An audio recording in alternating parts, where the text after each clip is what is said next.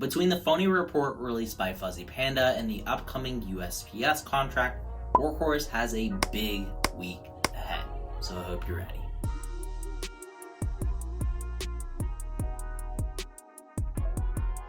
If you're new to the channel, hi, I'm Greg, and I make videos that I'm not paid to promote. Everything that's in this video is my opinion and my opinion only, so take that as you will and subscribe if you want to keep up with my opinion.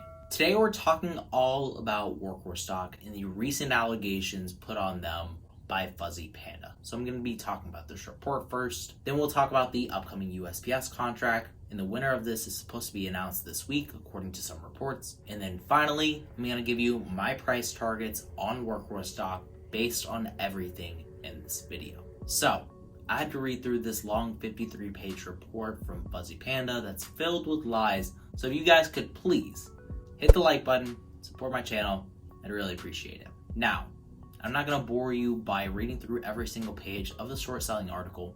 Instead, I'm just going to go over a few key points and rip apart the lies that are in this report. So the first point they bring up, which is their main thesis and the title of this report, is the brakes falling off the USPS story.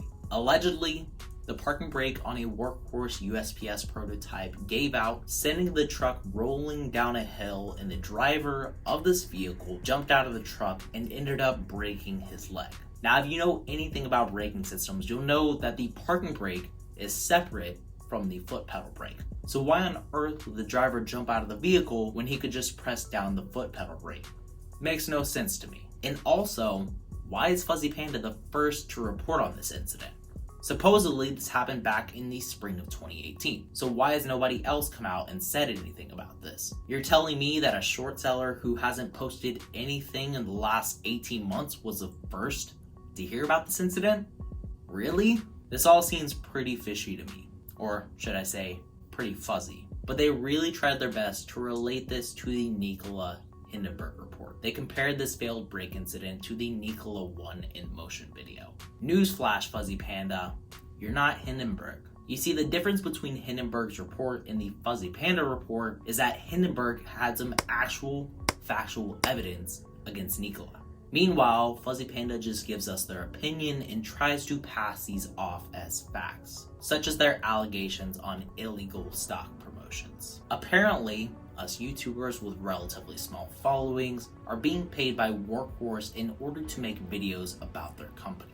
Well, I'll tell you exactly how much I was paid to make a video on Workhorse. I was paid $52 on my most recent video. On the one before that, I was paid absolutely nothing. And my very first video on Workhorse, I was paid a whopping 2 cents. Keep in mind that all of this was paid by Google AdSense. Not a single penny came from Workhorse. But since my video had more than 1,000 views, thanks to the support of you guys, my channel made it onto the list of illegal stock promoters. Some of the other big names, which you've probably already heard of, have been Jack Spencer, Cake Trader, and George Perez. Now, these three guys ended up getting their own shrine in the Fuzzy Panda report, and Fuzzy Panda attacked them. Cake Trader supposedly records in his mom's basement, which is a really weird insult, but okay. They made fun of George Perez for having a lisp, really classy picking on somebody's speech impediment. And then finally, they called out Jack Spencer for doing an interview with Workhorse's CFO. They bashed Steve Schrader, the CFO, for posting those interviews on his LinkedIn.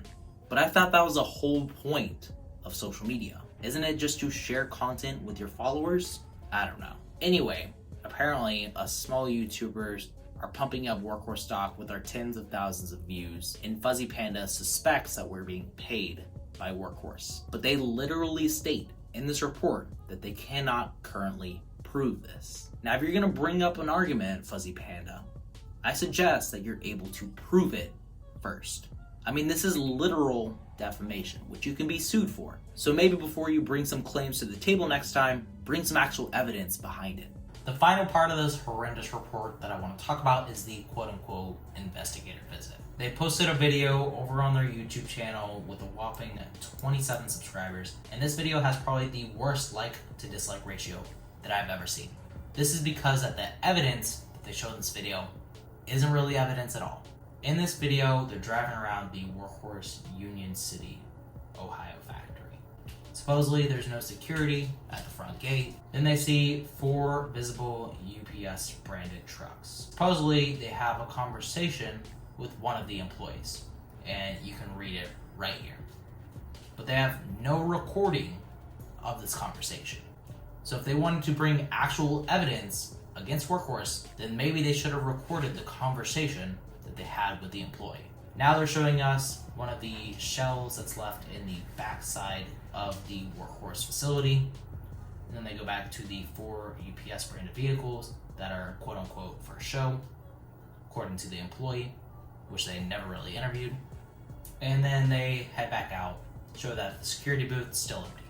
So overall, this video is pretty useless and lazy on behalf of Fuzzy Panda. Driving around the outside of a factory proves absolutely nothing, and again, we're left with no evidence from Fuzzy Panda. Now, if you want to watch this video and read the offer report that they put out, then be my guest. They're both linked in the description below.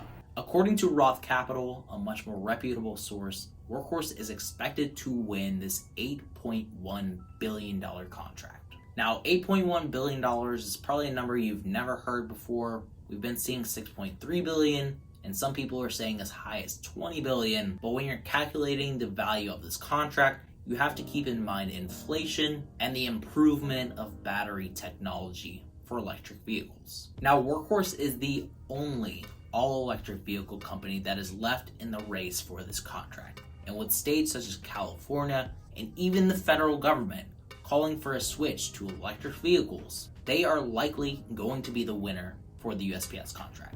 Roth Capital sees them as the best fit for the USPS, and I couldn't agree more. Now, this could be announced as soon as this week on Tuesday, and this is based on the proposal deadline set on July 14th, and the USPS has 90 days after this date to make their final decision. 90 days after July 14th lands us on October 13th, which is this Tuesday. According to Barron's, the USPS made no comment on the timing of this, so it's not guaranteed, but what I can almost guarantee you is that Workhorse is going to get a large part of this contract. With that in mind, I want to share my price targets for Workhorse. Obviously, this is my opinion based on what we already know about the USPS contract. Let's say that best case scenario, Workhorse wins all of this $8.1 billion USPS contract. They'll have 5 to 7 years to fill this. So if we take an average 6 years to fill this $8.1 billion contract, this means that Workhorse will be making $1.35 billion worth of sales every single year. Dividing that $1.35 billion by 4 to see how much they'll be making in sales each and every quarter, they should be making around $337,500,000 worth of sales each quarter. Comparing this to their sales in the most recent quarter, quarter 2 of 2020, they made $92,000 worth of sales. But sales and value aren't directly proportional because you have to take out what it costs to build every single vehicle. But I'm assuming since they're building 180,000 trucks over the next 6 years, that they'll be able to take over more than half of the last mile delivery industry, which right now is worth around $18 billion. Workhorse has a market cap of around $3 billion, so taking over half of the last mile delivery industry would result in the value of their company tripling. Now, how quickly this might happen, I have no idea. Could be 2 weeks, could be 2 years, but I know if they win this USPS contract, the value of their stock should go above $75. Now, if they win absolutely none of this and Fuzzy Panda is right, which is unlikely, but let's go with it, Workhorse's share price could fall to as low as they were before the USPS hype began. That was when they were trading around $10. And I know this might be terrifying, especially if you bought in around $30. But that's the risk that comes along with these speculative growth stocks. So much of their share price right now is based on them winning the USPS contract, so if this doesn't actually happen, we might see their share price fall sharply down around 60%. At this point, if this actually happens, I'm going to be buying more of Workhorse stock because I believe in the future of this company. They don't necessarily need the USPS in order to be successful because they already make trucks for big names such as UPS, FedEx, and DHL. So if they don't end up getting the USPS contract, their share price could fall to as low as $10 or $12, but they're slowly going to be able to gain this back once some more good news starts to come out about this company. That's a trend that we have seen with Workhorse. They have good catalyst after good catalyst, sending their stock price up more and more. So as long as good news continues to come out about this company, their share price is going to rise in the long term. I want to reiterate, if they end up getting this contract, their stock price could climb to as high as $75, and if they don't win any of it, they could go to as low as $10 to $12. If you think that this company is great as a long-term hold, which I personally do, I'm going to be buying more and more of this stock as they drop. Now that's my plans, and if you want to keep up with what trades I'm making on a day-to-day basis, I post all of my trades over on my Discord. It's the first link down in the description, it's pinned in the comments, and it's completely free. So come join me and 350 other traders so you can get some ideas about the market and make some profits with us. That wraps up today's video on Workhorse. Thanks for tuning in to my illegal stock promotion, and as always, remember to stay positive, stay green. I'll catch you in the next one. Bye guys.